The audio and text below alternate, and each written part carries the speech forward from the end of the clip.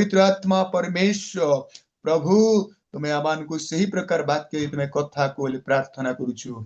धन्यवाद स्वर्गीय परमेश्वर, धन्यवाद। आउ थे तुम दासों को हम प्रत्येक को तुम चंतले समर्पण करी यीशु को नाम रे प्रार्थना मागु अछि। Amen amen. Thank you pastor बाबू, थैंक यू वेरी मच। यह आमान को पाए कथा आउ प्रति सकाळे 3:45 रु प्रार्थना करी आसुछु पर्यंत। आउ मु अनुरोध करी समस्ते वीडियो खोलिबे आउ जो माने भलो जगह अछंती भलो हबो।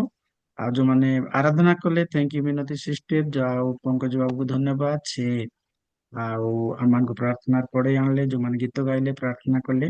आज आमान को पाए को सौभाग्यर विषय आमान को मध्य रे प्रिय प्रभुंकर दास डीवी हृदय सर अछंती बिशप डीवी हृदय। अत्यंत आनंदर सहित स्वागत करे से आम मंडली को आम पाखक आसिले।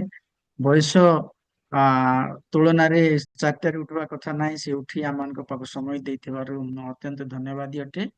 आ से आम पाई एक आदर्श एवं आम एक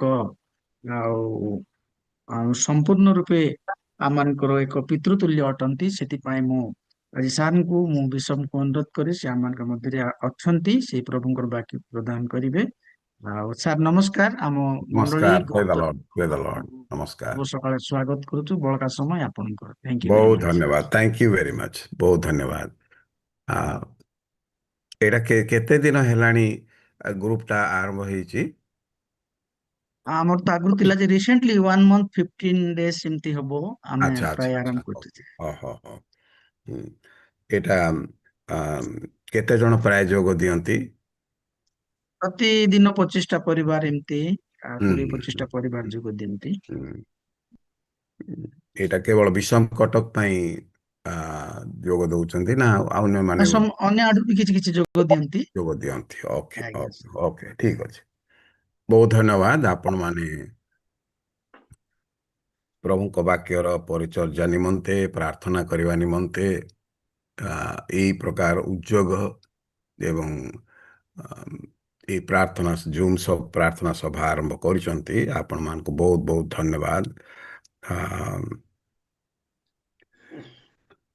मैं आज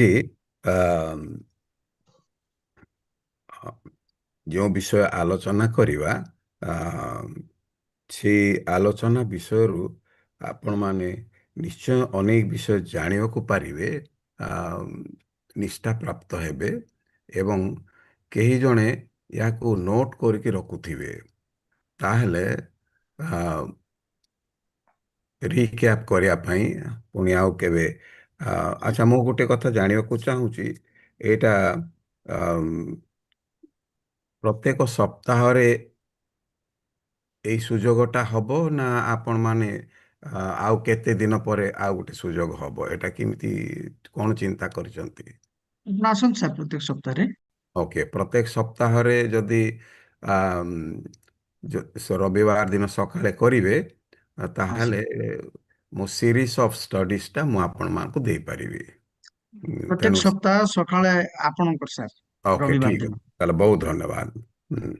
ताले कई गोटे एटा को नोट कर रखुथिबे जो द्वारा कि रिकैप करिया पई सुविधा हबो हला। ओके मन दे कि सुनिबे। प्रभु तुम वाक्य रु आमान को मार्जित कर एवं आमान को जीवन को एवं आमान को जीवन रे संस्कार आनी आमान को जीवन परिवर्तन कर एवं रूपांतरित कर। यही निवेदन यीशु को नाम रे मागुछु, आमेन। मार्क लिखि सुसमाचार 15 अध्याय को खोलिबा। मार्क 15 17 रु 21।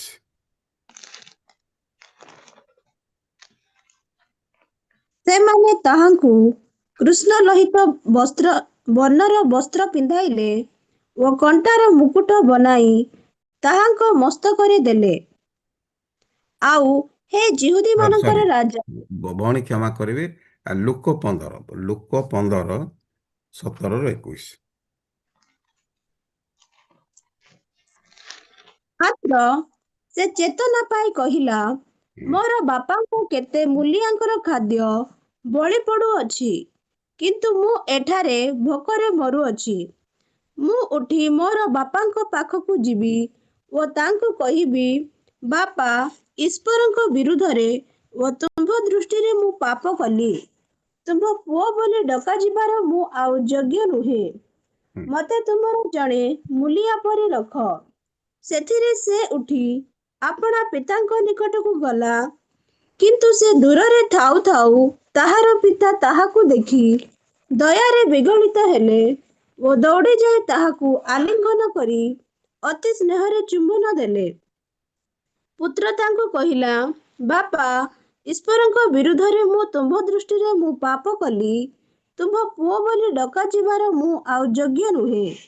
କିନ୍ତୁ ପିତା ଆପଣା ଦାସମାନଙ୍କୁ କହିଲେ, ସବୁଠାରୁ ଭଲ ଲୁଗା ଚଞ୍ଚଳ ଘେନି ଆସ।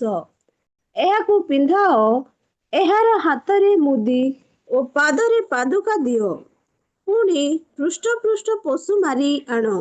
ଆସ, ଆମ୍ଭେମାନେ ଭୋଜନ କରି ଉତ୍ସବ କରୁ। କାରଣ ମୋହର ଏହି ପୁଅ ମୃତ ହୋଇଥିଲା, ପୁନର୍ବାର ବଞ୍ଚିଲା, ହଜି ଯାଇଥିଲା, ଆଉ ମିଳିଲା। ସେଥିରେ ସେମାନେ ଉତ୍ସବ କରିବାକୁ ଲାଗିଲେ। ସେତେବେଳେ ତାଙ୍କ ବଡ଼ ପୁଅ କ୍ଷେତରେ ଥିଲା। ସେ ଯେତେବେଳେ ଆସି ଘର ପାଖରେ ପହଞ୍ଚିଲା, ସେତେବେଳେ ବାଦ୍ୟ ଓ ନୃତ୍ୟର ଶବ୍ଦ ଶୁଣି ଦାସମାନଙ୍କ ମଧ୍ୟରୁ ଜଣକୁ ପାଖକୁ ଡାକି ସେଇ ସବୁ କଣ ବୋଲି ପଚାରିବାକୁ ଲାଗିଲେ। ସେ ତାହାକୁ କହିଲା, ତୁମ୍ଭର ଭାଇ ଆସିଅଛନ୍ତି, ଆଉ ତୁମର ବାପା ତାଙ୍କୁ ସୁସ୍ଥ ଶରୀରରେ ପାଇବାରୁ ମୋଟା ପଶୁଟିଏ ମାରିଅଛନ୍ତି। ସେଥିରେ ସେ ରାଗି ଯାଇ ଭିତରକୁ ଯିବା ପାଇଁ ମଙ୍ଗିଲା ନାହିଁ। କିନ୍ତୁ ତାହାର ପିତା ବାହାରକୁ ଆସି ତାହାକୁ ବହୁତ ବୁଝାଇବାକୁ ଲାଗିଲେ। ମାତ୍ର ସେ ପିତାଙ୍କୁ ଉତ୍ତର ଦେଲା, ଦେଖ, ଏତେ ବର୍ଷ ହେଲା ମୁଁ ତୁମ୍ଭର ଗୋଲାମ ପରି ଖଟି ଆସିଅଛି। ପୁଣି କେବେ ହେଲେ ତୁମ୍ଭର ଆଜ୍ଞା ଲଙ୍ଘନ କରିନାହିଁ। ତଥାପି ମୋର ବନ୍ଧୁମାନଙ୍କ ସହିତ ଉତ୍ସବ କରିବାକୁ ତୁମ୍ଭେ ମୋତେ କେବେ ହେଲେ ଛେଳି ଛୁଆଟି ସୁଦ୍ଧା ଦେଇନାହଁ। କିନ୍ତୁ ତୁମ୍ଭର ଏହି ଯେଉଁ ପୁଅ ବେଶ୍ୟାମାନଙ୍କ ସହିତ ତୁମ୍ଭର ସର୍ବସ୍ୱ ଖାଇ ଉଡ଼ାଇ ଦେଇଅଛି, ଯେତେବେଳେ ସେ ଆସିଲା, ସେତେବେଳେ ତୁମ୍ଭେ ତାହା ପାଇଁ ମୋଟା ପଶୁଟି ମାରିଲ। ସେଥିରେ ସେ ତାହାଙ୍କୁ କହିଲେ, ପୁଅରେ, ତୁ ସବୁବେଳେ ମୋ ସାଙ୍ଗରେ ଅଛୁ, ଆଉ ଯାହା ସବୁ ମୋହର ସେହି ସବୁ ତୋହର। କିନ୍ତୁ ଏହି ଯେ ତୋହର ଭାଇଟି ମୃତ ହୋଇଥିଲା, ପୁନର୍ବାର ବଞ୍ଚିଲା, ହଜି ଯାଇଥିଲା, ଆଉ ମିଳିଲା, ସେହି ହେତୁରୁ ଉତ୍ସବ ଓ ଆନନ୍ଦ କରିବା ଉଚିତ ଥିଲା। ଆମେନ୍। ଓକେ, ପ୍ରଭୁ ଆଶୀର୍ବାଦ କରନ୍ତୁ। ଆପଣଙ୍କର ଏକ ଲମ୍ବା ପ୍ୟାସେଜଟା ପଢ଼ିଲେ ଏବଂ ଏଥିରେ ପ୍ରଭୁ ଆମମାନଙ୍କୁ କିଛି ବିଷୟ ଶିଖାଇବାକୁ ଚାହାନ୍ତି। ଆମମାନେ ଯତ୍ନପୂର୍ବକ ଶିଖିବା। ଏଥିରେ ମୂଲ୍ୟହୀନ ଜୀବନ ଠାରୁ ଈଶ୍ୱରଙ୍କର ଅଧୀନସ୍ଥ ଦାସ ହେବା ଉତ୍ତମ ହେଲା। ଆଜିର ଟପିକଟା ହେଲା ମୂଲ୍ୟହୀନ ଜୀବନ ଠାରୁ ଈଶ୍ୱରଙ୍କର ଅଧୀନସ୍ଥ ଦାସ ହେବା ଉତ୍ତମ। ଏ ଗଳ୍ପରେ କାହା କଥା ଲେଖା ହଉଛି? କିଏ କହିପାରିବ କି? ଅପବ୍ୟ ପୁତ୍ର। ଜଣେ ବାପାଙ୍କର 2 ଜଣ ପୁଅ ଥିଲେ ଏବଂ ସାନ ପୁଅ ଯିଏକି ଭଲ ହେବା ପିଲା, ସେ ଦୁଷ୍ଟ ହେଲା। ଏବଂ ବଡ଼ ପୁଅ ଯିଏକି ଦୁଷ୍ଟ ହେବା ପିଲା, ସେ କେମିତି ଭଲ ହେଲା। ଏବେ ଏଥିରେ ଆମମାନଙ୍କର ଶିକ୍ଷଣୀୟ ବିଷୟ ହେଲା ଯେ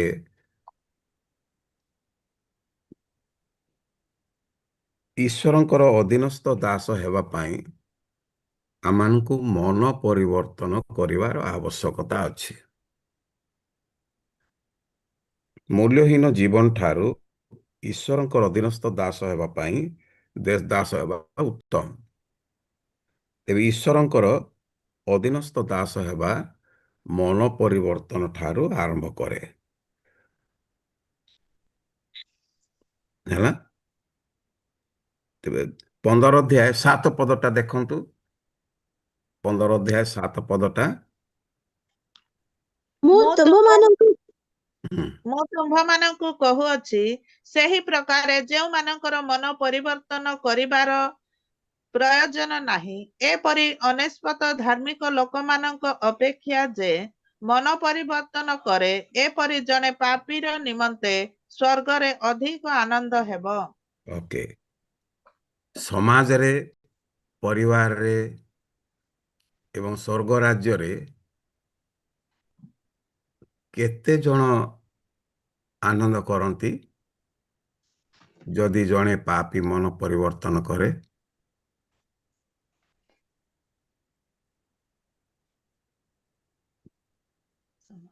ହୁଁ, 7 ପଦ ଅନୁସାରେ କୁହନ୍ତୁ। ବହୁତ କମ ଲୋକ ମନ ହୁଁ, ଆନନ୍ଦ କରନ୍ତି ଓକେ। ସାର୍। କୋଉଠି ଆନନ୍ଦ ହବ? ସ୍ୱର୍ଗରେ ସ୍ୱର୍ଗରେ। ସ୍ୱର୍ଗରେ କିଏ ଅଛନ୍ତି? ପରମେଶ୍ୱର ଆଉ ଦୂତମାନେ, ପରମେଶ୍ୱର। ଆଉ କୋଉ ପରମେଶ୍ୱର ଅଛନ୍ତି? ଯୋଉ ପରମେଶ୍ୱର ଆମକୁ ସୃଷ୍ଟି କରେ। ହଁ, ତ୍ରିତ୍ୱ ପରମେଶ୍ୱର ଅଛନ୍ତି। ପିତା ଈଶ୍ୱର, ପବିତ୍ର ଆତ୍ମା ଈଶ୍ୱର ପୁତ୍ର ଏବଂ ପୁତ୍ର ଈଶ୍ୱର। ତ୍ରିତ୍ୱ ପରମେଶ୍ୱର ଅଛନ୍ତି। ତାମାନେ ତ୍ରିତ୍ୱ ପରମେଶ୍ୱର ଏବଂ ଦୂତମାନେ ଆନନ୍ଦ କରନ୍ତି ଜଣେ ଲୋକର ମନ ପରିବର୍ତ୍ତନରେ।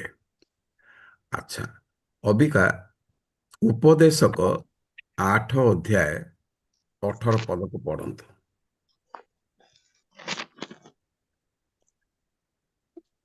ମୋ ଠାରେ ଧନ ଓ ସମ୍ଭ୍ରମ, ପୁଣି ଅକ୍ଷୟ ସମ୍ପତ୍ତି ଓ ଧାର୍ମିକତା ଅଛି। ସରି, ଭଉଣୀ କୋଉଟା ପଢିଲେ? ଏହି ତ ଉପଦେଶକ 9 ଅଧ୍ୟାୟ 18 ପଦ। ଯୁଦ୍ଧାସ୍ତ୍ର ଅପେକ୍ଷା ହଁ, ହଁ, ପଢନ୍ତୁ। ଜଣେ ପାପୀ ବହୁ ମଙ୍ଗଳ ନାଶ କରେ। ଆଉ ଥରେ ପଢନ୍ତୁ। ଶାସ୍ତ୍ର ଅପେକ୍ଷା ଜ୍ଞାନ ଉତ୍ତମ, ମାତ୍ର ଜଣେ ପାପୀ ବହୁ ମଙ୍ଗଳ ନାଶ କରେ। ଓକେ। ତେବେ ଆମମାନେ ଦୁଇଟା ସତ୍ୟ ଜାଣିଲୁ। ଗୋଟେ ସତ୍ୟ ହଉଛି ଜଣେ ପାପୀର ମନ ପରିବର୍ତ୍ତନରେ ସ୍ୱର୍ଗ ରାଜ୍ୟରେ ଆନନ୍ଦ ଆସେ। ଆଉ ଉପଦେଶକ 9:18ରେ ଜଣେ ପାପୀ କେତେ ମଙ୍ଗଳ ନାଶ କରେ? ବହୁ ମଙ୍ଗଳ ନାଶ କରେ। ଓକେ। ତେବେ ମନ ପରିବର୍ତ୍ତନ ନିହାତି ଆବଶ୍ୟକ ଯଦି ଆମମାନେ ଈଶ୍ୱରଙ୍କର ସେବକ ହେବା ପାଇଁ ଚାହୁଁ, ବିଶ୍ୱାସୀ ହେବା ପାଇଁ ଚାହୁଁ। ଆମମାନେ ଯଦି ଆରମ୍ଭ କରିବା ସାଧାରଣ ବିଶ୍ୱାସୀ ହେବା ପାଇଁ, ସାଧାରଣ ବିଶ୍ୱାସୀ, ଖ୍ରୀଷ୍ଟ ବିଶ୍ୱାସୀ, ତାର ପ୍ରଥମ ପଦକ୍ଷେପ କଣ ହେଇଥିବ? ମନ କଣ ହେଇଥିବ? ପରିବର୍ତ୍ତନ। ମନ ପରିବର୍ତ୍ତନ ହେଇଥିବ। ଓକେ। ମନ ପରିବର୍ତ୍ତନର ଅର୍ଥଟା କଣ? ପରିବର୍ତ୍ତନ ଅର୍ଥ ଗୋଟିଏ ମାଇଣ୍ଡରୁ ଅନ୍ୟ ମାଇଣ୍ଡକୁ ପରିବର୍ତ୍ତିତ ହେବା। ଆଉଥରେ କୁହନ୍ତୁ, କଣ ହେଇଥିବ? ଗୋଟିଏ ସାର୍, ଆମେ yes, କୁହନ୍ତୁ। କୁହ ବାବୁ। ଓକେ, ଗୋଟିଏ ଆଟିଟ୍ୟୁଡରୁ ଅନ୍ୟ ଆଟିଟ୍ୟୁଡକୁ ପରିବର୍ତ୍ତିତ ହେବା, ମାନେ ସମ୍ପୂର୍ଣ୍ଣ ପରିବର୍ତ୍ତିତ ହେବା। ଆଉ ସେ ପୁରୁଣା ଆଟିଟ୍ୟୁଡ ନଥିବ। ଓକେ, ଠିକ ଅଛି, ଠିକ ଅଛି। ମନ ପରିବର୍ତ୍ତନ ଅର୍ଥ ଯିଏ ବିପଥ ଗମନରୁ ସୁପଥକୁ ଆପଣାଇଛି। ବିପଥ ଗମନରୁ ସୁପଥକୁ ଆପଣାଇଛି। ଓକେ, ଆମେ ଟିକେ ପଛକୁ ଯିବା, ଆଦି ପୁସ୍ତକକୁ ଯିବା। ଆଦି ପୁସ୍ତକରେ ପରମେଶ୍ୱର ଆଦମ ଏବଂ ହବାକୁ କଣ କଲେ? ଆଜ୍ଞା ଲଙ୍ଘନ କାରଣରୁ ଈଶ୍ୱର କଣ କଲେ? ସେମାନଙ୍କୁ ଉଦ୍ୟାନରୁ ବାହାର କରିଦେଲେ। ଏଦନ ଉଦ୍ୟାନରୁ ବହିଷ୍କାର କରିଦେଲେ। ଆଦି ପୁସ୍ତକ 3 ଅଧ୍ୟାୟରେ ଲେଖା ଅଛି, ନୁହେଁ କି? ଓକେ। ବାହାର କରିଦେଲେ ଅର୍ଥଟା କଣ?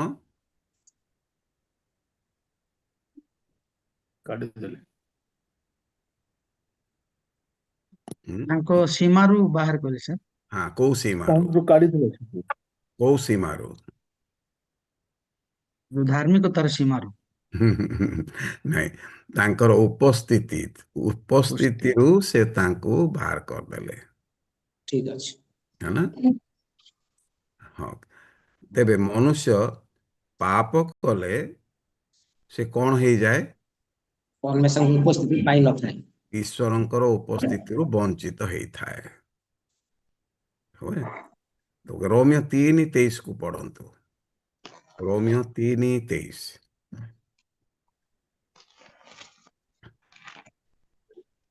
ସମସ୍ତେ ତ ପାପ କରିଅଛନ୍ତି, ହଁ ପୁଣି ଈଶ୍ୱରଙ୍କ ଗୌରବ ରହିତ ହୋଇଅଛନ୍ତି। ଓକେ। ତେବେ ଆଦମ ଏବଂ ହବା ଏଦନ ଉଦ୍ୟାନରୁ ବାହାରି ଗଲା ପରେ ସେମାନେ କୋଉଥିରୁ ବଞ୍ଚିତ ହେଲେ, କୋଉଥିରୁ ରହିତ ହେଲେ? ପ୍ରଭୁଙ୍କ ଗୌରବରୁ। ପ୍ରଭୁଙ୍କର ଗୌରବ ଅର୍ଥ ପ୍ରଭୁଙ୍କର ସାନ୍ନିଧ୍ୟ, ପ୍ରଭୁଙ୍କର ଉପସ୍ଥିତିରୁ ସେମାନେ ବଞ୍ଚିତ ହେଲେ। ଏବଂ ଦ୍ୱିତୀୟରେ ଈଶ୍ୱରଙ୍କର ପ୍ରତିମୂର୍ତ୍ତି ଏବଂ ଈଶ୍ୱରଙ୍କର ସାଦୃଶ୍ୟରେ ଯେ ନିର୍ମିତ ହେଇଥିଲେ, ସେଇଥିରୁ ସେମାନେ ସମ୍ପୂର୍ଣ୍ଣ ଭାବରେ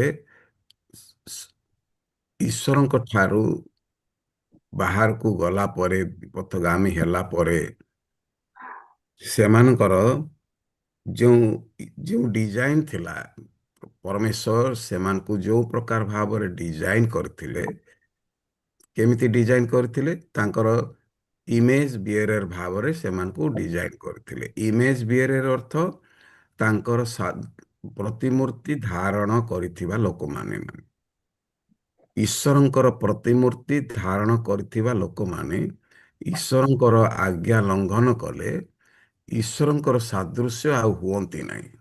ସେମାନେ ଈଶ୍ୱରଙ୍କ ସାଦୃଶ୍ୟ, ଈଶ୍ୱରଙ୍କର ପ୍ରତିମୂର୍ତ୍ତିକୁ ସେମାନେ ହରାଇ ଦେଲେ, ବିପଥଗାମୀ ହେଇଗଲେ। ଏଇଟା ହଉଛି ଈଶ୍ୱରଙ୍କର ସାନ୍ନିଧ୍ୟରୁ ବଞ୍ଚିତ ହବା। ତେଣୁ ପାପ କଲେ କେବଳ ସେ ଈଶ୍ୱରଙ୍କ ଠାରୁ ଦୂରେଇ ଯାଏ, ସେଇଟା କେବଳ ନୁହେଁ, କିନ୍ତୁ ଈଶ୍ୱରଙ୍କର ଯେଉଁ ପ୍ରତିମୂର୍ତ୍ତି ଏବଂ ସାଦୃଶ୍ୟ ସେ ଧାରଣ କରିଛି ତାହାର ମଧ୍ୟ ବହୁତ ନଷ୍ଟ ହୁଏ, କ୍ଷତି ହୁଏ। ହେଲେ ପୁରାତନ ସ୍ୱଭାବ ତାଙ୍କ ପାଇଁ ବହୁତ କ୍ଷତିକାରକ। ଏବଂ ସେହି ପ୍ରକାର ବ୍ୟକ୍ତିମାନେ ଯଦି 100 ଜଣ ଥିବେ ମଣ୍ଡଳୀରେ, ତାହେଲେ ମଣ୍ଡଳୀ ଉପକାର ପାଇବ ନା ଉପକାର ପାଇବନି? ଉପକାର ପାଇବ ନାହିଁ ସାର୍। ପାଇବନି। ତେଣୁ ଆମେ ପ୍ରତ୍ୟେକ ମଣ୍ଡଳୀରେ କୋଉ ପ୍ରକାର ବିଶ୍ୱାସୀ ମାନଙ୍କୁ ଆମେ ଦେଖିବାକୁ ଚାହୁଁଛେ? ମନ ପରିବର୍ତ୍ତନ। ମନ ପରିବର୍ତ୍ତନ କରିଥିବା ପାଇଁ। ତେବେ ମନ ପରିବର୍ତ୍ତନ ହେଇଥିବ, ତେବେ ସ୍ୱଭାବ ପରିବର୍ତ୍ତନ ଆସ୍ତେ ଆସ୍ତେ ହବ। ହେଲା, ମନ ପରିବର୍ତ୍ତନ ଯଦି ହେଇଥିବ ତାହେଲେ ସ୍ୱଭାବ ପରିବର୍ତ୍ତନ ଆସ୍ତେ ଆସ୍ତେ ହବ। ତେବେ ସ୍ୱଭାବ ପରିବର୍ତ୍ତନ ଅର୍ଥଟା କଣ? ଆମ ବ୍ୟବହାର ପରିବର୍ତ୍ତନ ସାର୍। ହଁ, ଆମର ବ୍ୟବହାର ଅର୍ଥ ଆମେ କାହା ପରି ହେବା ପାଇଁ ଚାହିଁବା? ଏଟା ପରମେଶ୍ୱର ବା ଯୀଶୁ ଖ୍ରୀଷ୍ଟଙ୍କ ପରି। ଆମେ ଯୀଶୁ ଖ୍ରୀଷ୍ଟଙ୍କ ମନ ଯେପରି ଥିଲା, ଆମର ସେଇ ପ୍ରକାର ମନ ହେବା ଦରକାର। ହେଲା, ଏବେ ମନ ପରିବର୍ତ୍ତନ କରିବା ଲୋକ ତାର ମନ ବା ତାର ସ୍ୱଭାବ କାହା ପରି ହେବା ଦରକାର? ଯୀଶୁ ଖ୍ରୀଷ୍ଟଙ୍କ। ଓକେ, ଫିଲିପିଓ ତାର 2 ଅଧ୍ୟାୟ, ଫିଲିପିଓ ତାର 2 ଅଧ୍ୟାୟ 5 ପଦକୁ ଦେଖ। ଯୀଶୁଙ୍କର ଯେପରି ମନ ଥିଲା ତୁମ୍ଭମାନଙ୍କର ସେହିପରି ମନ ହେଉ। ଓକେ, ବହୁତ ଧନ୍ୟବାଦ। ତେବେ ଯଦି ମନ ପରିବର୍ତ୍ତନ ଯିଏ ନ କରିଛି, ତାର ସ୍ୱଭାବ କେମିତି ଥିବ?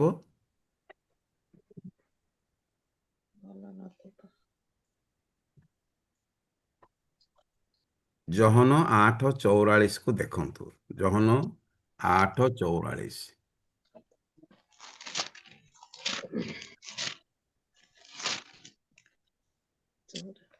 ତୁମ୍ଭେ ତୁମ୍ଭେମାନେ ତୁମ୍ଭମାନଙ୍କର ପିତା ଶୟତାନ ଠାରୁ ଉତ୍ପନ୍ନ, ଆଉ ତୁମ୍ଭମାନଙ୍କ ପିତାର କାମନା ସାଧନ କରିବା ତୁମ୍ଭମାନଙ୍କର ଇଚ୍ଛା। ସେ ଓକେ ଆଦ୍ୟରୁ ହଉ ଠିକ ଠିକ ନରଘାତକ, ଠିକ ଠିକ ସେତିକି ଥାଉ। ତେବେ ଏଇଠି କାହାର ସନ୍ତାନ? ଶୈତାନର ଶୈତାନ। ଯିଏ ମାନେ ମନ ପରିବର୍ତ୍ତନ କରିନାହାନ୍ତି ସେମାନେ କାହାର ସନ୍ତାନ? ଶୈତାନ ଶୈତାନର ସନ୍ତାନ।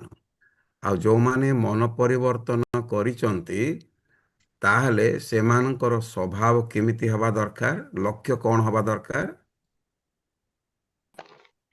ପରିବର୍ତ୍ତନ। ପରିବର୍ତ୍ତନ ହେଇଥିବା ଲୋକମାନଙ୍କର ସ୍ୱଭାବ କେମିତି ହେବା ଦରକାର? ଯୀଶୁଙ୍କ ପରି ମନ ଯୀଶୁଙ୍କ ପରି ହେବା ଦରକାର। ଯୀଶୁଙ୍କର ସ୍ୱଭାବ ଯେମିତି ହବ ବା ଯେମିତି ଥିଲା ତେବେ ସେଇ ପ୍ରକାର ସ୍ୱଭାବ ହେବା ଦରକାର। ଯୀଶୁଙ୍କ ପାଖରେ ପାପ ଥିଲା କି? ନାହିଁ। ହୁଁ? ନାହିଁ। ନାହିଁ। ଓକେ। ପ୍ରଥମ ପିତର 2 ଅଧ୍ୟାୟ 21 ପଦକୁ ଦେଖନ୍ତୁ।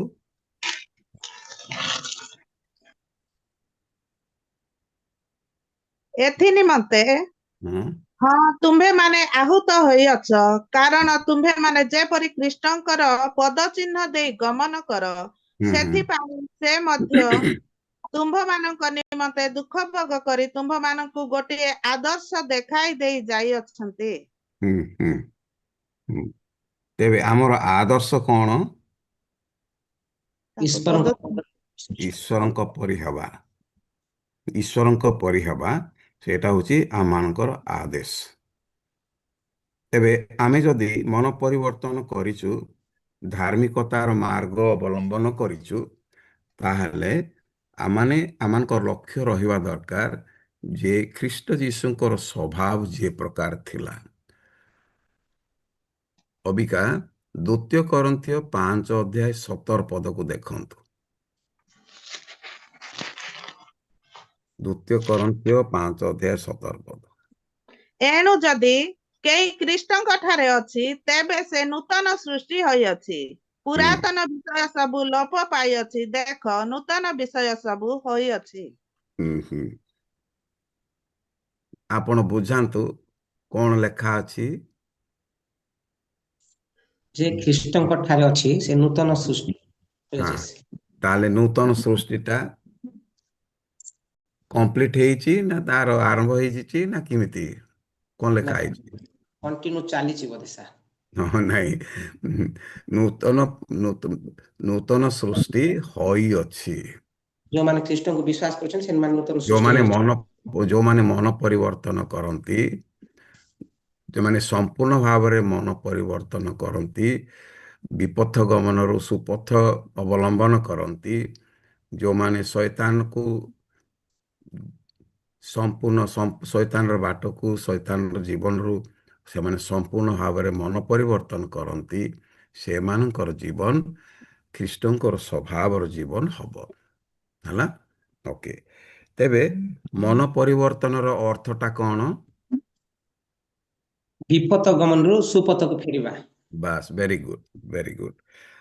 ତେବେ କାହା ପରି ହେବା ପାଇଁ ଆରମ୍ଭ ହବ? ଯୀଶୁ ଖ୍ରୀଷ୍ଟଙ୍କର ସ୍ୱଭାବ।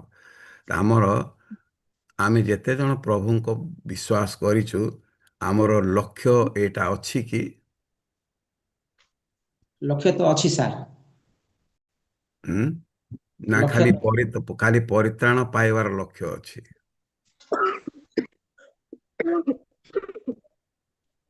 ଆମେ ଯୀଶୁଙ୍କୁ ବିଶ୍ୱାସ କର ପରିତ୍ରାଣ ପାଇବ, ଆମେ ଖାଲି ଏତିକି ଲୋକଙ୍କୁ କହିଦଉଛୁ, ତେବେ ସେତିକିଟା ଯଥେଷ୍ଟ କି? ନାଇଁ, ଆମକୁ ଖ୍ରୀଷ୍ଟଙ୍କ ପରି ହେବାକୁ ହବ। ଏବଂ ମନ ପରିବର୍ତ୍ତନ କରିବା ଦିନଠାରୁ ସମ୍ପୂର୍ଣ୍ଣ ଭାବରେ ଖ୍ରୀଷ୍ଟଙ୍କ ପରି ହେବା ପାଇଁ ଅନେକ ବିଷୟ କାମ କରିବାକୁ ହବ। କ'ଣ କ'ଣ? ପ୍ରଥମେ ଅନୁତାପ କରିବାକୁ ହବ, ଚେତନା ପାଇବାକୁ ହବ। ଚେତନା ପାଇବା ନିହାତି ଆବଶ୍ୟକ ଏବଂ ସେଇ ଚେତନା ମାନେ 17 ପଦକୁ ଦେଖିବା। ଲୁକ 15:17 ଦେଖନ୍ତୁ। ଲୁକ 15:17।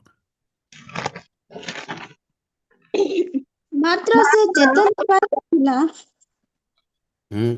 ଆସ୍ତେ ପଢନ୍ତୁ, ଆସ୍ତେ ପଢନ୍ତୁ। ମାତ୍ର ସେ ଚେତନା ପାଇ କହିଲା, ହଁ, ମୋର କଣ ପାଇଲା? ଠିକ ଠିକ, କଣ କଣ ପାଇଲା? ଚେତନା ପାଇ ଚେତନା ପାଇଲା। ଓକେ, ତେବେ ତାକୁ ଚେତନା ଦେଲା କିଏ? ପରମେଶ୍ୱର। ନାଇଁ ନାଇଁ, ଚେତନା ଦେଲା କିଏ? ପରମେଶ୍ୱର, ଠିକ କଥା। ତାର ବିବେକ ଦେଲା, ତାର ମନ ତାର ଦେଲା। ବିବେକ ସାର୍। ତାର ତାର ବିବେକ କାର୍ଯ୍ୟ। ଦେଲା। ଓକେ, ତାର ବିବେକ ଦେଲା। ଓହୋ, ଠିକ ଅଛି। ଜହନ 8 ଅଧ୍ୟାୟ, ଜହନ 16 ଅଧ୍ୟାୟ 9 ଦେଖନ୍ତୁ। ଜହନ 16:9। ମୁଁ ସେମାନଙ୍କ ନିମନ୍ତେ ପ୍ରାର୍ଥନା କରୁଅଛି, ଜଗତ ନିମନ୍ତେ ପ୍ରାର୍ଥନା କରୁନାହିଁ। କିନ୍ତୁ ତୁମ୍ଭେ ମତେ ଯେଉଁମାନଙ୍କୁ ଦେଇଅଛ ସେମାନଙ୍କ ନିମନ୍ତେ ପ୍ରାର୍ଥନା କରୁଅଛି, କାରଣ ସେମାନେ ତୁମ୍ଭର।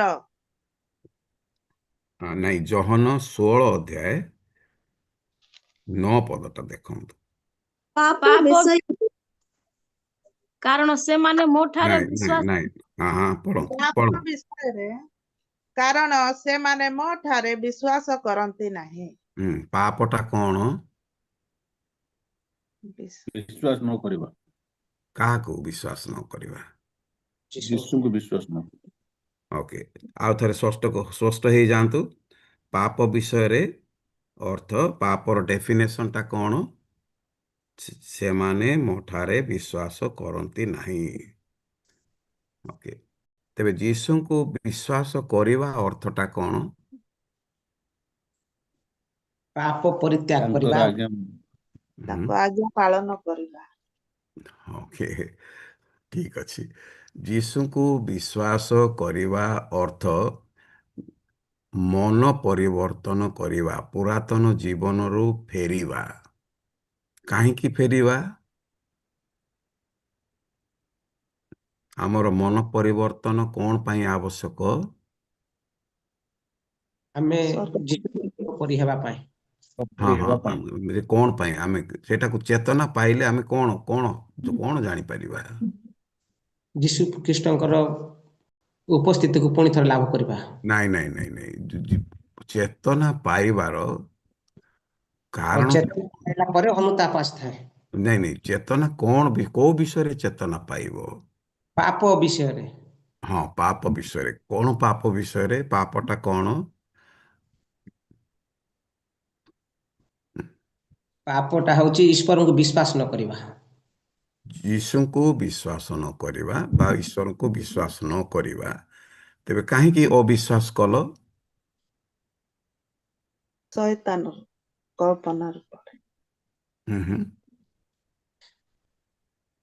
ନାଇଁ, ଅବିଶ୍ୱାସ କଣ ପାଇଁ କଲ? ଜଗତର ଲାଳସାରେ ପଡିକି। ନାଇଁ, ଆଦମ ଈଶ୍ୱରଙ୍କୁ ଅବିଶ୍ୱାସ କଲା। Yes. କାହିଁକି ଅବିଶ୍ୱାସ କଲା? ନିଜେ ଜ୍ଞାନୀ ହେବା ପାଇଁ ଇଚ୍ଛା କରି। ନାଇଁ ନାଇଁ ନାଇଁ, ଆଦି ପୁସ୍ତକ 3 ଅଧ୍ୟାୟକୁ ଖୋଲନ୍ତୁ।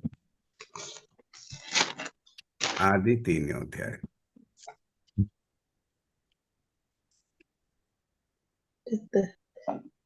ପାଇଲ କି? ହଁ। ଓକେ, ଆଦି ପୁସ୍ତକ 3 ଅଧ୍ୟାୟର ଆରମ୍ଭ ଠାରୁ ଯଦି ପଢିବା ତାତେ ସମୟ ଲାଗିବ, କିନ୍ତୁ ମୁଁ କେବଳ କେତୋଟି ପଦ ଗୁଡାକ କହିବି, ସେଇଗୁଡାକ ପଢିବ ହେଲା। ଆଦି 3 ଅଧ୍ୟାୟ, ଏଥିରେ ଆମମାନଙ୍କର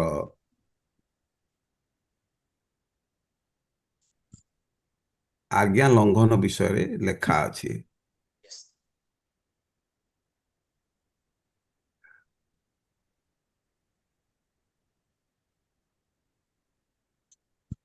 ଚାରି ପଦକୁ ପଢନ୍ତୁ।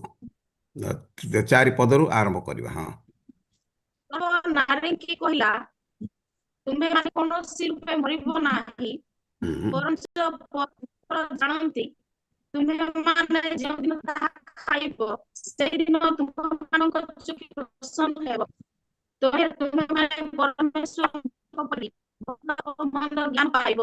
ହୁଁ ଏଥିରେ ସେହି ବୃକ୍ଷକୁ ଖାଦ୍ୟର ଉତ୍ପାଦକ ଓ ନୟନର ଲୋଭଜନକ ଜ୍ଞାନ ଦେବା ନିମିତ୍ତ ବାଞ୍ଛନୀୟ ଦେଖି ଫଳ ଫଳି ଖାଇଲେ ଆପଣ ସମସ୍ତ ସ୍ୱାମୀଙ୍କୁ ଦିଅନ୍ତେ, ସେ ମଧ୍ୟ ଖାଇଲେ। ହୁଁ ତହିଁ ସେମାନଙ୍କ ଚକ୍ଷୁ ପ୍ରସନ୍ନ ହୁଅନ୍ତେ, ସେମାନେ ନିଜ ଉଲଙ୍ଗତାରେ ବଧ ଛାଡ଼ି ଯେମିତି ବୃକ୍ଷର ବଧଶ୍ରୀ ପୁରା କରଣାଇଲେ। ହୁଁ ଓକେ ସାତ ପଦକୁ ଆଉ ଥରେ ପଢନ୍ତୁ, କଣ ଲେଖା ଅଛି? ପ୍ରସନ୍ନ ହୁଅନ୍ତି, ସେମାନେ ନିଜ ଉଲଙ୍ଗତାର ବଧ ପାଇ କଣ ବୋଧ ପାଇଲେ? କଣ ବୋଧ ପାଇଲେ? ଉଲଙ୍ଗତା ଉଲଙ୍ଗତା, ଲଜ୍ଜା ସେମାନେ ଜାଣିବାକୁ ପାରିଲେ। ତାମାନେ ସେମାନେ ଏତେ ପବିତ୍ରତାରେ ସିଦ୍ଧ ଥିଲେ ଯେ ସେମାନେ କୌଣସି ଲଜ୍ଜା, ପାପର ଆରମ୍ଭ ବିଷୟଟା, ଲଜ୍ଜା ବିଷୟଟା ମଧ୍ୟ ସେମାନେ ଜାଣିନଥିଲେ।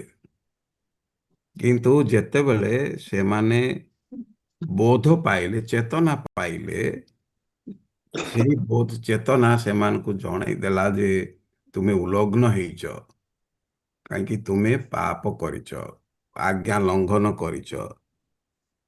ତେବେ ଆଜ୍ଞା ଲଙ୍ଘନ କଲେ ଆମମାନେ ଈଶ୍ୱରଙ୍କ ବାକ୍ୟ ଅବାଧ୍ୟ ନହେଲେ ଆଜ୍ଞା ଲଙ୍ଘନ କରିହେବ ନାହିଁ। ବୁଝିଲେ କି କଣ କହିଲି? ଈଶ୍ୱରଙ୍କ ଆଜ୍ଞା ଲଙ୍ଘନ କଲେ ଆମକୁ ଅବାଧ୍ୟ ହେବା ନାହିଁ ସାର୍। ମାନେ ଅବାଧ୍ୟ ହବ ନାହିଁ, ଅବାଧ୍ୟ ହବ ନାହିଁ ଯଦି ଆଜ୍ଞା ଲଙ୍ଘନ ନ କର। ଆଜ୍ଞା ଲଙ୍ଘନ କରିବା ଦ୍ୱାରା ତୁମେ ଈଶ୍ୱରଙ୍କର ଅବାଧ୍ୟ ହଉଛ, ଈଶ୍ୱରଙ୍କ ଠାରୁ ଦୂରରେ ରହିଛ। ତେବେ ଚେତନା ପାଇଲା, ଚେତନା ପାଇବା ଅର୍ଥଟା କଣ? ମୁଁ ପାପ କରିଛି। ଜାଣି ପାଇଲା, କଣ ଜାଣିବାକୁ ପାଇଲା? ନିଜର ପାପ ପାପ, ନିଜର ପାପକୁ ସେ ଜାଣିବାକୁ ପାଇଲା। ତେବେ ସେଇ ମୁଁ ପାପ କରିଛି ବୋଲି କିଏ ଚେତନା ଦେଲା? ଆତ୍ମା ମନ ପବିତ୍ର ଆତ୍ମା ତାଙ୍କୁ ଚେତନା ଦେଲେ। ତେବେ ପବିତ୍ର ଆତ୍ମା ଆସିଲେ ତୁମେ ଚେତନା ପାଇବ। ଚେତନା ପାଇବ ଅର୍ଥ ତୁମେ ପାପ କରିଛ, ତୁମେ ଭୁଲ ଜାଗାରେ ଅଛ, ତୁମେ ଭୁଲ କଥା କହିଲ, ତୁମେ ଭୁଲଟାକୁ ଦେଖିଲ, ଭୁଲଟା ତୁମେ କରିଛ, ଏଇ କଥା ପବିତ୍ର ଆତ୍ମା ଶିଖାଇବେ, ଦେଖାଇବେ। ଏଟାକୁ ଚେତନା ବୋଲି କୁହାଯାଏ। ହେଲା? ତେବେ ଏଇଟା ମନ ପରିବର୍ତ୍ତନ କରିଥିବା ଲୋକଙ୍କର ଜୀବନରେ ଏଇ ଘଟଣା ଘଟେ ଯେ ତୁମେ ପାପ କରିଅଛ, ତେଣୁ ପାପ କଣ କରିବାକୁ ହବ? ଈଶ୍ୱରଙ୍କ ଠାରୁ ଦୂରକୁ ଚାଲି ଯାଇଛ, ଅବିକା କଣ କରିବାକୁ ହବ? ଅନୁତାପ କରିବା ପାଇଁ ହେବ ସାର୍। ନାଇଁ, ଅନୁତାପ କରିବ, ଠିକ ଅଛି, କିନ୍ତୁ କଣ କରିବାକୁ ହବ? ପୁଣି ତୁମେ ଥରେ ପାପ କରିଛ ବୋଲି ଜାଣିଲ, ତୁମେ ଈଶ୍ୱରଙ୍କର ବିରୁଦ୍ଧରେ ପାପ କରିଅଛ ବୋଲି ଜାଣିଲ, ପବିତ୍ର ଆତ୍ମା ଚେତନା ଦେଲେ, ତୁମେ ଅବିକା କଣ କରିବ? କୁଆଡେ ଯିବ? ଫେରିବାକୁ କୋଉଠିକି ଫେରିବ? ସଦାପ୍ରଭୁଙ୍କ ପ୍ରଭୁଙ୍କ ନିକଟକୁ ଫେରିବ।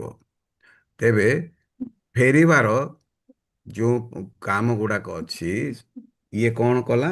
ଅପବ୍ୟୟ ପୁତ୍ର ସେ ଯେତେବେଳେ ଚେତନା ପାଇଲା, ତାପରେ ସେ କଣ କହିଲା? ମୁଁ କୋଉଠିକି ଯିବି? ମୋ ବାପାଙ୍କ ପାଖକୁ। ମୋ ବାପାଙ୍କ ପାଖକୁ ଯିବି। ଧନ ପାଇକି କଣ କରିଥିଲା ସିଏ? ବାହାରକୁ ପଳେଇଥିଲା ସାର୍, ବିଦେଶ, ଦୂର ଦେଶକୁ। ବାହାରକୁ ପଳେଇଥିଲା ଅର୍ଥ ଈଶ୍ୱରଙ୍କ ଉପସ୍ଥିତିରୁ ଚାଲି ଯାଇଥିଲା, ବାପାଙ୍କ ଈଶ୍ୱରଙ୍କର ଉପସ୍ଥିତିରୁ ସେ ଚାଲି ଯାଇଥିଲା। ଈଶ୍ୱର ତାଙ୍କୁ ବାହାର କରିଦେଇଥିଲେ। ଅବିକା ମନ ପରିବର୍ତ୍ତନ କରିଛି ବୋଲି ତାର ଅର୍ଥ କଣ? ସେ ଫେରି ଆସୁଛି କାହା ପାଖକୁ ଫେରି ଆସୁଛି? ବାପାଙ୍କ ପାଖକୁ। ବାପାଙ୍କ ପାଖକୁ ଫେରି ଆସୁଛି। ତେବେ ପାପ କରିଛି ଅର୍ଥଟା କଣ? ଚେତନା ପାଇଲା। ନାଇଁ ପାପ କରିଛି କହିଲେ କଣ ବୁଝାଏ? ସଦାପ୍ରଭୁଙ୍କ ଠାରୁ ବିମୁଖ ହେବା। ବିମୁଖ ହେଇଯାଇଛି। ମନ ପରିବର୍ତ୍ତନ ଅର୍ଥଟା କଣ? ସେ ମନ୍ଦ ପଥରୁ ଉତ୍ତମ ପଥ ବାଛିବାର। ମାନେ ପାପରୁ ଫେରିକି ଚେତନା ପାଇକି ଫେରିକି କାହା ପାଖକୁ ଫେରୁଛି? ବାପାଙ୍କ ଓକେ, ତାମାନେ ଦୁଇଟା କଥା ଆମେ ଜାଣିଲୁ। ପିତାଙ୍କ ଠାରୁ ଦୂରକୁ ଯିବାକୁ କଣ କୁହାଯିବ? ପାପରୁ ପାପ। ପିତାଙ୍କ ନିକଟକୁ ଫେରି ଆସିବାକୁ କଣ କୁହାଯିବ? ପରିବର୍ତ୍ତନ। ମନ ପରିବର୍ତ୍ତନ। ମନ ପରିବର୍ତ୍ତନ। ବୁଝିପାରିଲ କି ନାହିଁ? ଜଣେ କେହି ରିପିଟ୍ କର, କଣ କହିଲି? ପିତାଙ୍କ ଠାରୁ ଦୂରକୁ ଯିବା ହଉଛି ପାପ, ହୁଁ, ଆଉ ପିତାଙ୍କ ନିକଟକୁ ଫେରି ଆଇବା ହଉଛି ମନ ପରିବର୍ତ୍ତନ। Very good. ଏଟା ସ୍ପଷ୍ଟ ହେଲ କି ନାହିଁ ସମସ୍ତେ? ଠିକ ଅଛି ସାର୍। ଓକେ, ତେବେ ମନ ପରିବର୍ତ୍ତନ କରିବା ଏବଂ ଇଏ ଚେତନା ପାଇଲା। ପ୍ରଥମ କଥା କଣ ପାଇଲା? ଚେତନା। ଚେତନା ପାଇଲା ଅର୍ଥଟା କଣ? ପାପକୁ ଜାଣିବା। କୋଉ ପାପକୁ ଜାଣିବା? ମୁଁ ଭୁଲରେ ପଡି ଯାଇଥିଲି ବୋଲି ମୁଁ ଭୁଲରେ ପଡିଯାଇଛି ଅର୍ଥ ମୁଁ ଭଲ। ଭୁଲ ବାଟରେ ଅଛି, ମୁଁ ଭୁଲ ଖାଦ୍ୟ ଖାଉଛି, ମୁଁ ଭୁଲ ସାଙ୍ଗମାନଙ୍କ ସହିତରେ ଅଛି, ସେଇଟା ସେ ଜାଣିପାରିବ।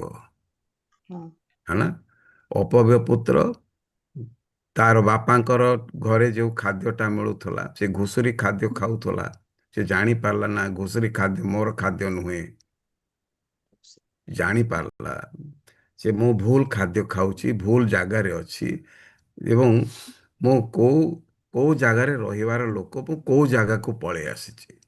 ଏଇ ଚେତନାଟା ସେ ପାଇଲା ଏବଂ ସେ କଣ କଲା? 18 ପଦ ଅନୁସାରେ କଣ କଲା? ଖାଲି ଜାଣିଲା ନା କଣ କଲା? ନାଇଁ, ମୁଁ ଉଠି ବାପାଙ୍କ ନିକଟକୁ ଯିବି ହଁ ବୋଲି। ହଁ, ତେବେ କଣ କଲା? ପଦକ୍ଷେପଟା କଣ ନେଲା? ମୁଁ ବାପାଙ୍କ ପାଖକୁ ଯିବା ପାଇଁ ସେ ମନସ୍ଥ। ନାଇଁ, କଣ ପଦକ୍ଷେପ? 18 ପଦଟା ଦେଖନ୍ତୁ। ମୁଁ ଉଠି ମୋର ବାପାଙ୍କ ଆସ୍ତେ ପାଖକୁ ଆସ୍ତେ ଆସ୍ତେ ମୁଁ ଉଠି ଉଠିବାଟା ହଉଛି ଗୋଟେ କାମ। ତୁମେ ଘୁଷୁରୀ ମାନଙ୍କ ସାଙ୍ଗରେ ଶୋଇକି ରହିବାଟା ସେଇଟା ବି ଗୋଟେ କାମ, ଆଉ ସେଇଠୁ ଉଠିକି ବାପାଙ୍କ ପାଖକୁ ମୁହାଁଇବା ସେଇଟା ବି ଗୋଟେ କାମ। ତେବେ ଯିଏ ଚେତନା ପାଇଲା, ପଦକ୍ଷେପଟା କଣ ନବ? ସିଏ ମନ ପରିବର୍ତ୍ତନ କରିବା ଲୋକ, ସେ ପଦକ୍ଷେପ ନବ, ସେ ଉଠିବ, ସେ ଆଉ ସେଇଠି ରହିବ ନାହିଁ। ସେଇ ଜାଗାରେ, ସେଇ କାମରେ, ସେଇ ଖାଦ୍ୟରେ ସେ ରହିବ ନାହିଁ। ଯିଏ ଯଦି ମଦ ପିଉଥିବ, ମଦ ଛାଡ଼ି ଦେଇଛି। ଯିଏ ଯଦି ମନ୍ଦ କାମ କରୁଛି, ମନ୍ଦ କାମଟା ବନ୍ଦ କରିଛି। ତେବେ ଇଏ ହେଉଛି ମନ ପରିବର୍ତ୍ତନର ଚିହ୍ନ। ସେ କଣ କଲା? ଉଠିଲା ଏବଂ ବାପାଙ୍କ ପାଖକୁ ଅବିକା ଫେରି ଆସୁଛି। ତେବେ ତାର ମନରେ କୋଉ ଚିନ୍ତାଟା ଅଛି? ବାପାଙ୍କ ପାଖକୁ ଫେରି ଆସିଲା, ତା ମନରେ ଅବିକା କଣ ଚିନ୍ତାଟା ଅଛି? ତାର ଚିନ୍ତା ଅଛି, ସେ ଯାହା ଭୁଲ କରୁଛି ବାପାଙ୍କ ନିକଟରେ ସବୁ କହିଦବ। ଓକେ, ସେ ବାପାଙ୍କୁ କହିଦବ। ତାର ଅର୍ଥ କଣ? ପାପ ସ୍ୱୀକାର। ପାପ ସ୍ୱୀକାର। Very good. ତେବେ ଜଣେ ଚେତନା ମନ ପରିବର୍ତ୍ତନ କରିଥିବା ଲୋକ, ସେ ଚେତନା ପାଇଥିବ ଏବଂ ଚେତନା କଣ ପାଇଥିବ? ଚେତନା ପାଇବା ଅର୍ଥଟା କଣ? ଉଠିକି ଯିବ। ନାଇଁ, ଚେତନା ପାଇବ ତାର ଅର୍ଥଟା କଣ? ସେ ଜାଣିପାରିଲା ସେ ଭୁଲ କରିଛି। ଏ ନିଜର ପାପକୁ ଜାଣି ପାରିଲା। ମାନେ ନିଜର ଭୁଲଟାକୁ ଜାଣିବା, ନିଜର ପାପକୁ ଜାଣିବା, ନିଜ ଭୁଲ ଜାଗାରେ ଅଛି ବୋଲି ଜାଣିବା, ଭୁଲ ଖାଦ୍ୟ ଖାଉଛି ବୋଲି ଜାଣିବା, ଏଇଟା ହେଉଛି ପ୍ରଥମ ଜିନିଷ, ହେଲା, ପ୍ରଥମ ବିଷୟ। ଏବଂ ଉଠିବା ପଦକ୍ଷେପଟା ଆମମାନଙ୍କୁ ସାହାଯ୍ୟ କରେ ନାହିଁ। ମତେ ପଦକ୍ଷେପ ନେବାକୁ ହବ। ଖାଲି ଜାଣିବାଟା ଯଥେଷ୍ଟ ନୁହେଁ। ମୁଁ ପାପ କରିଛି ବୋଲି ଜାଣିବା ଯଥେଷ୍ଟ ନୁହେଁ। ମୁଁ ଉଠିକି ଯିବି। କାହା ପାଖକୁ ଯିବି ନା ଯାହାଙ୍କ ପାଖରୁ ମୁଁ ପୃଥକ ହେଇଛି ଆଗ ତାଙ୍କ ପାଖକୁ ଫେରିଯିବି। ଏବଂ ମୁଁ କଣ କରିବି? ଅପୟ ପୁତ୍ର କଣ କଲେ? ମୁଁ ବାପାଙ୍କୁ କହିବି। ଏଇଟା ପାପ ସ୍ୱୀକାରକୁ ବୁଝାଏ। ବାପାଙ୍କୁ ମୁଁ କହିବି ମୁଁ କୋଉଠି ଥିଲି, କଣ କରୁଥିଲି, କଣ ହେଲା, ତୁମ ଠାରୁ ପୃଥକ ହେଇଗଲି, ଧନ ସମ୍ପତ୍ତି ମୋର ସମ୍ପୂର୍ଣ୍ଣ ଭାବରେ ମୁଁ ସର୍ବନାଶ କରିଦେଇଛି, ନଷ୍ଟ କରିଦେଇଛି। ଅବିକା ମୁଁ ତୁମ ପାଖକୁ ଫେରି ଆସିଛି। ଏ ହଉଛି ମନ ପରିବର୍ତ୍ତନର ଚିତ୍ର। ବୁଝିପାରିଲେ? Yes, sir. ଆଜ୍ଞା ସାର୍। ଓକେ। ତେବେ ଆମମାନଙ୍କୁ କୁଚିନ୍ତାରୁ ଫେରିବାକୁ ହବ। ସେ ଯେତେବେଳେ ଘୁଷୁରୀ ମାନଙ୍କ ସାଙ୍ଗରେ ଥିଲା, ସେ କୁଚିନ୍ତାର ଘାରି ଭିତରେ ସେ ରହିଥିଲା। ତାକୁ ଆଉ ଭଲ ବିଷୟ କିଛି ଦେଖା ଯାଉନି। ଖାଲି ସେଇ ଚିନ୍ତାଟା ହିଁ ରହିଲା, ପାପ ଚିନ୍ତାଟା ହିଁ ତାକୁ ରହିଲା।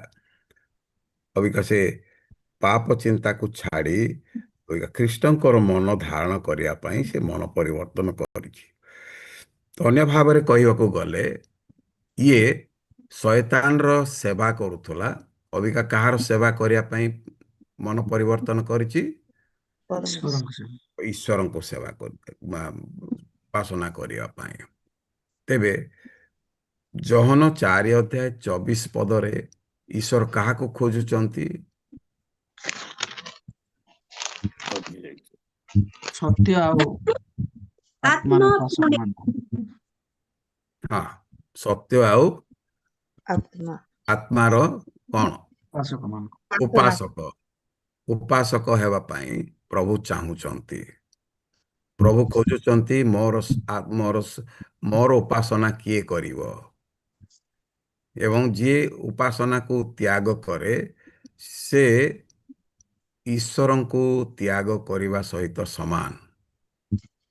ଯିଏ ବିଶ୍ରାମ ଦିନକୁ ଗୁରୁତ୍ୱ ଦିଏ ନାହିଁ ସେ ଈଶ୍ୱରଙ୍କୁ ତ୍ୟାଗ କରିବା ସହିତ ସମାନ। ତେବେ ଆମେ ଉପାସନା ତ୍ୟାଗ କରିବା ଉଚିତ ନୁହେଁ, କିମ୍ବା ଉପାସନା ତ୍ୟାଗ କରିବା ଉଚିତ, ସେଇ କର୍ତ୍ତବ୍ୟ ମଧ୍ୟ କରିବାକୁ ହବ। ସହଭାଗିତା ପରିତ୍ୟାଗ କରିବା ଉଚିତ ନୁହେଁ, ସହଭାଗିତା ମଧ୍ୟ ଆବଶ୍ୟକ। ତେବେ এই ସବୁ ବିଷୟ ନିହାତି ଜୀବନରେ ଆବଶ୍ୟକ। ମନ ପରିବର୍ତ୍ତନ କରିଥିବା ଲୋକ ସତ୍ୟ ଏବଂ ଆତ୍ମାର ଉପାସକ ହବ। ତେବେ ଅବିକା ମାର୍କ 1:8 ଦେଖନ୍ତୁ। ମାର୍କ 1:8।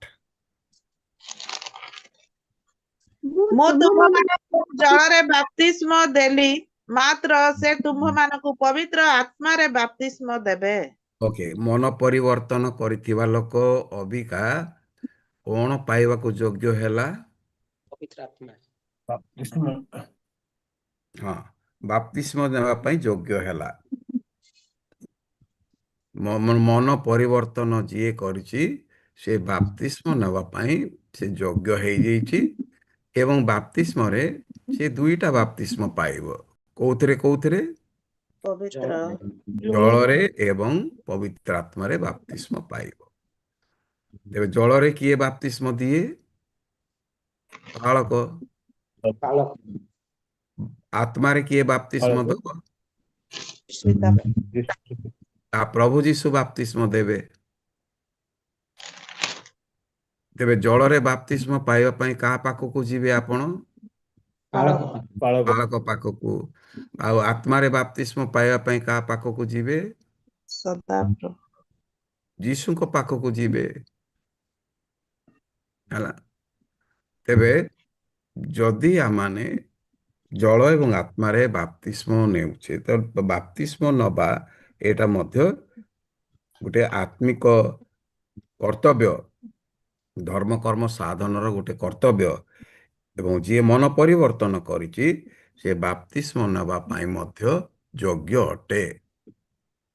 ହେଲା, ଏଟା ବିଳମ୍ବ କରିବା ଉଚିତ ନୁହେଁ।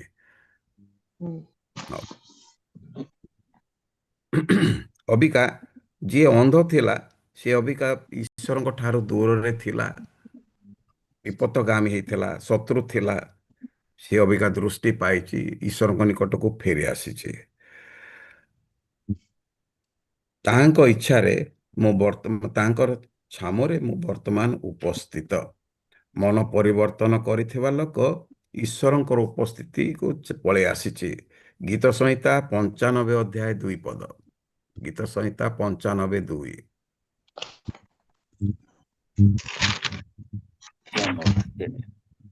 ଆମେମାନେ ଧନ୍ୟବାଦ କରି ତାହାଙ୍କ ଛାମୁକୁ ଆସୁ, ଆମ୍ଭେମାନେ ଗୀତ ଦ୍ୱାରା ତାହାଙ୍କ ଉଦ୍ଦେଶ୍ୟରେ ଆନନ୍ଦ ଧ୍ୱନି କରୁ। ତେବେ ଉପାସକ କଣ କଣ କରିବ? ଧନ୍ୟବାଦ ଦବ, ଆଉ ପ୍ରଶଂସା କରିବ, ସ୍ତୁତି କରିବ, ଆନନ୍ଦ କରିବ, ଏସବୁ। ତେବେ ପ୍ରଭୁଙ୍କର ନିକଟରୁ ଯିଏ ଦୂରକୁ ଚାଲି ଯାଇଛି, ବିପଥ ଗମନ ହେଇଛି, ସେ ମନ ପରିବର୍ତ୍ତନ କରିବ। ମନ ପରିବର୍ତ୍ତନ କଲେ ସେ ବାପ୍ତିସ୍ମ ନେବା ପାଇଁ ଯୋଗ୍ୟ। ଏବଂ ତୃତୀୟଟି ହେଉଛି ପ୍ରଭୁଙ୍କର ଉପାସନା କରିବା ପାଇଁ ସେ ଯୋଗ୍ୟ। ସେ ସତ୍ୟ ଏବଂ ଆତ୍ମାରେ ଉପାସନା କରିବ। ଏବଂ ଯିଏ ସତ୍ୟ ଏବଂ ଆତ୍ମାରେ ଉପାସନା କରେ ସେ ଈଶ୍ୱରଙ୍କର ଛାମୁରେ ବାସ କରେ। Hallelujah, hallelujah. ତେବେ ତାଙ୍କର ଉପସ୍ଥିତିକୁ ସେ ଆସିବ ଏବଂ ପ୍ରଭୁଙ୍କର ଉପସ୍ଥିତିରେ ସେ ସବୁବେଳେ ବାସ କରିବ। ଯେଉଁ ଉପସ୍ଥିତିରୁ ସେ ରହିତ ହେଇଯାଇଥିଲା, ସେ ପଳେଇ ଯାଇଥିଲା, ସେ ଅବିକା ତା ପାଇଁ କୌଣସି ଦଣ୍ଡାଜ୍ଞା ନାହିଁ। ପ୍ରଭୁଙ୍କ ନିକଟକୁ ଯିଏ ଫେରି ଆସିଲା ତା ପାଇଁ ଆଉ ଦଣ୍ଡାଜ୍ଞା ନାହିଁ। ଏବଂ ପ୍ରଭୁ ତାଙ୍କୁ କି ପ୍ରକାର ଭାବରେ ଆଶୀର୍ବାଦ କରିବେ ଆମେ ଆସନ୍ତା ସପ୍ତାହକୁ ଦେଖିବା। ହେଲା, ଆଜି ପାଇଁ ଏତିକି ଥାଉ, ସମୟ ହେଇଗଲାଣି। ତେଣୁ ଅନେକ ବିଷୟ ଆମେ ଶିଖିଲୁ ଲୁକ 15 ଅଧ୍ୟାୟରୁ। ଏଟାକୁ ନେକ୍ସଟ ଥର ପାଇଁ ଆମେ କମ୍ପ୍ଲିଟ କରିବା।